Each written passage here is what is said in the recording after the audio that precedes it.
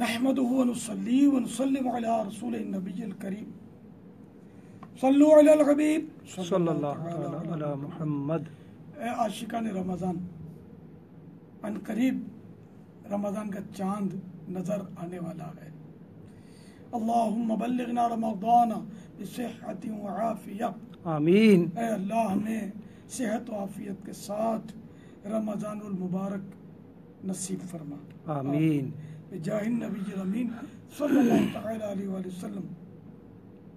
فتح رضویہ شریف کی 10ویں جلد میں سرکار اعلیٰ حضرت امام اہل سنت مولانا شاہ امام محمد رضا خان علیہ رحمۃ الرحمن فرماتے ہیں کہ 29 شعبان المعظم کو چاند تلاش کرنا یہ فرض کفایہ ہے۔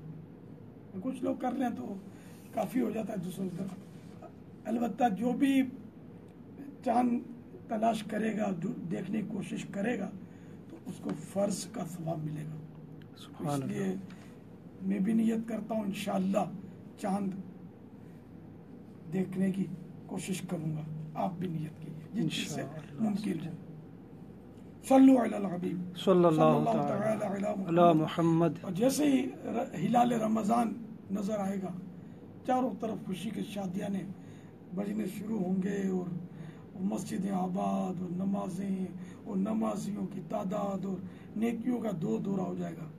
مگر ہر سال ایک یہ بھی موضوع ہم سنتے ہیں، رمضان المبارک اور مہنگائی، پھلوں کی قیمت اس میں بڑھ جاتی ہے۔ اب بیچارے غریب روزہ دار پھل کیسے خریدیں؟ کیا وہ اس کے لیے قرضہ لیں؟ اب اللہ جانے اس کے اسباب کیا ہیں۔ ظاہر اس کے اسباب بظاہر تو یہی ہے، یعنی 2 اسباب ہیں۔ ہماری حرص، ایک سے ایک ہم کو اعلیٰ ڈشیں چاہیے، پھل چاہیے، پکوڑے چاہیے، سموسے چاہیے، رول چاہیے، طرح طرح کی کسٹرڈ چاہیے، رنگ برنگے شربت چاہیے۔ آپ تو پھر بیچنے والے بولتے ہیں کہ ہم بھی تیار ہیں آپ کو دینے کے لیے، لیکن اپنے جیب میں ہاتھ ڈالے، اب یہ مہنگا کر دیتے عام طور پہ۔ تو رمضان المبارک میں مہنگائی عروج بام پر ہوتی ہے۔ اب اس کا حل کیا؟ حالانکہ ماہ رمضان ہی کھانے پینے کا مہینہ تھوڑی ہے، ماہ رمضان تو عبادات کا مہینہ ہے، روزے رکھنے کا مہینہ ہے۔ جی ہاں، قرآن کریم میں ارشاد ہوتا ہے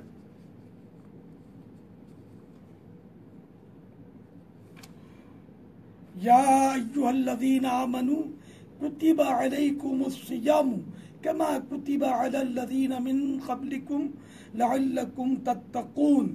ترجمہ کنزول ایمان، اے ایمان والو تم پر روزے فرض کیے گئے جیسے اگلوں پر فرض ہوئے تھے کہ کہیں تمہیں پرہیزگاری ملے۔ ہم اپنے ذرا معمولات پر غور کریں کہ ہم پرہیزگاری کے تعلق سے اس کے حصول کے لیے کیا کیا کوشش کرتے ہیں۔ ہم رمضان المبارک میں کیا کرتے ہیں؟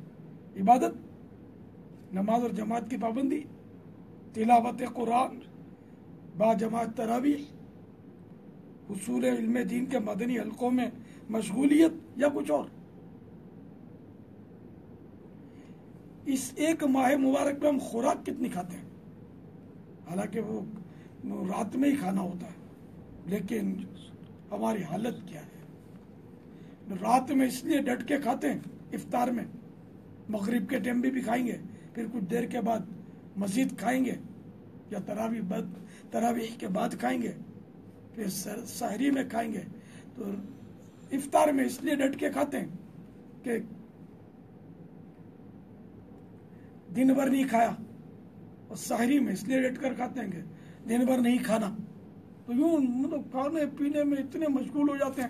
تو اچھا، پھر غذائیں ایک تو زیادہ لیں، اور پھر اس کا ضائع کتنی کرتے ہیں۔ پھر مہنگائی نہیں بڑھے گی تو کیا ہوگا؟ تو رمضان اس لیے نہیں آتا میرے میٹھے میٹھے بھولے بھالے اسلامی بھائیوں، رمضان ہمیں نیک بنانے کے لیے آتا ہے، ہمیں پرہیزگار بنانے کے لیے آتا ہے، رمضان شریف میں نفل کا ثواب فرض کے برابر، فرض کا ثواب 70 گنا ہو جاتا ہے، لیکن ہم ہے کہ ہماری حرص جو ہے نا، توبہ توبہ توبہ توبہ، جب تک میں نے کہا ہزاروں روپے کا دسترخوان نہ سج جائے ہمارا افطار نہیں ہوتا۔ خالی کھجور اور پانی سے اگر افطار، ہمارا موڈ خراب ہو جائے۔ ہائے ہائے اے عاشقان رسول، جس کے عشق کا دم بھرتے ہیں، ذرا ان کا انداز زندگی دیکھیے۔ حضرت سیدنا انس رضی اللہ تعالیٰ عنہ سے روایت ہے، اللہ کے حبیب حبیب لبیب صلی اللہ تعالیٰ علیہ وآلہ وسلم نماز سے پہلے تر کھجوروں سے روزہ افطار فرماتے۔ تر کھجوریں نہ ہوتی تو چند خشک کھجوریں یعنی چھواروں سے، اور یہ بھی نہ ہو تو چند چلو پانی پیتے۔ تو میٹھے میٹھے سائیں بھائیو، یہ ماہ مبارک کھانے پینے کا نہیں ہے، یہ تو روزے رکھنے کا مہینہ ہے، تلاوت قرآن کریم کا مہینہ ہے، تراویح پڑھنے کا مہینہ ہے، تقوی حاصل کرنے کا مہینہ ہے، رب کو راضی کرنے، اس سے اس کی رحمت کا سوال کرنے، گناہوں سے بخشش اور جہنم سے آزادی طلب کرنے، جنت کا سوال کرنے، الغرض خوب عبادات بجا لانے کا مہینہ ہے۔ ہرگز یہ ماہ مبارک ٹی وی کے ناجائز سلسلے دیکھنے یا رات بھر کرکٹ کھیلنے اور گلیوں میں شور مچانے کا مہینہ نہیں۔ خدا را ہوش کیجیے، اس مہلت سے فائدہ اٹھائیے، ماہ رمضان کی مبارک ساعتوں سے فائدہ اٹھائیے۔ اب کھانے پینے کے پیچھے تھوڑا کم لگیں گے نا، اور اعلیٰ ڈشوں کی ترکیب مائنس کر دیں گے نا اپنی غذاؤں میں سے، انشاءاللہ ایسی سستا ہو جائے گی، آپ دیکھتے رہ جائیں گے۔ جی ہاں، حضرت سیدنا ابراہیم بن ادم علیہ رحمۃ اللہ الاکرم اپنے مریدوں سے کھانے کی اشیاء کے بھاؤ پوچھا کرتے، تو عرض کیا جاتا ان کی قیمتیں حد سے بڑھ گئی ہیں، ارشاد فرماتے انہیں خریدنا چھوڑ دو، خود ہی سستی ہو جائیں گی۔ واقعی اگر لوگ رمضان المبارک کی مروجہ غذائیں اور اضافی اشیاء خریدنا ترک کر دیں تو مہنگائی کا خاتمہ اور مثالی سستائی کا دورہ ہو سکتا ہے۔ اور ہے میرے تاجر اسلامی بھائیوں، آپ بھی کچھ کریں۔ آپ کو معلوم ہے یہ ماہ مبارک حدیث پاک کے مطابق شہر المواسات بھی ہے۔ مواسات مانے غم خاری، غم خاری کہ اس کی مطلب تفسیر جو ہے شرح یہ بھی ہے کہ اپنے رزق میں، اپنی روزی میں دوسرے کو حصہ دار بنانا۔ حالانکہ ہمارے یہاں تو الٹا حساب ہے، یعنی یوں اپنا بس چلے تو دوسرے کا منہ کا نوالا بھی چھین لے، اس کی روزی بھی ہم گویا چھیننے کے در پہ ہوتے ہیں۔ حالانکہ اپنی روزی میں دوسروں کو حصے دار بنانا ہے۔ مرقات المفاتیح میں ملا علی قاری علیہ رحمۃ اللہ الباری اس شہر المواسات کی شرح کرتے ہوئے فرماتے ہیں کہ اس حدیث پاک میں تمام لوگوں پر سخاوت اور احسان کرنے کی ترغیب دی گئی ہے، اور بالخصوص فقراء اور پڑوسیوں پر۔ لیکن ہم نہ جانے کب مسلمانوں کے غمخوار بنیں گے۔ حدیث پاک میں الدین النصیحہ، دین سارے کا سارا نصیحت یعنی خیر خواہی ہے۔ عرض کی گئی یا رسول اللہ صلی اللہ تعالی علیہ وآلہ وسلم کس کے لیے خیر خواہی ہے؟ ارشاد فرمایا اللہ تعالی، اس کی کتاب، اس کے رسول، ائمہ مسلمین اور عام لوگوں کے لیے۔ صحیح مسلم شریف کی اس کتاب اس حدیث پاک